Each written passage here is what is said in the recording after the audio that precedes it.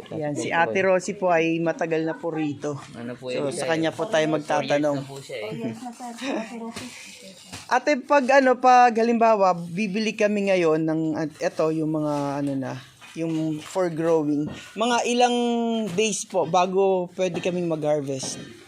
Isang buwan pa po. Isang buwan. Apo. Pag naka-harvest na po kami, mga ilang months po tatagal yung fruiting bags? Hanggang sa ma-conscious siya. Mag-laps. Maiglap. Oo. 6 months yun sir. Oh, 6 months? Oh, ang tagal. 6 months mo na inaharvest. Talaga? Wow. Kasi alam ko nabanggit ata ni Tito, ang isa nito kaya makapagpalabas sabi natin. More or less 1 kilogram. Maganda 1 kilo.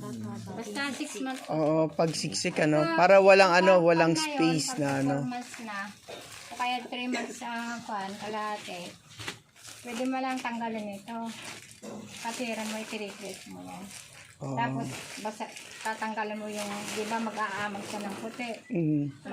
Pag makapal na yung puti niya, tatanggalin mo yung magbubunga siya. Kaya aabot siya ng 6 months. Kaya tumatagal siya, no? Marami pa Ate, rin ito, bunga. dito lang talaga siya, dito lang sa may yung niya, tubo niya. Oo, sir. Sa Dito 6 siya months lalagay. dyan lang talaga. Wala nang ibang tutubuan. Basta dito lang. Pero tanggalin mo nga ito.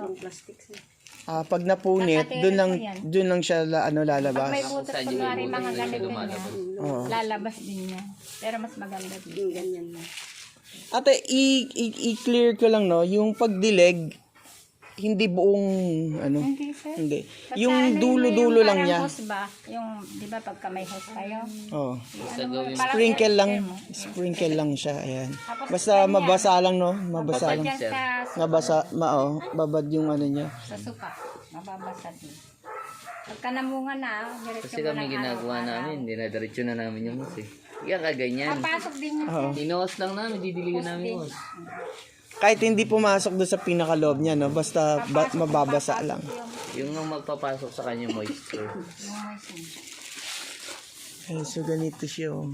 Ito yung ventilation. So kailangan talaga close siya, no, ate? Yung yung room. Ito po, ano po yan sa kabila?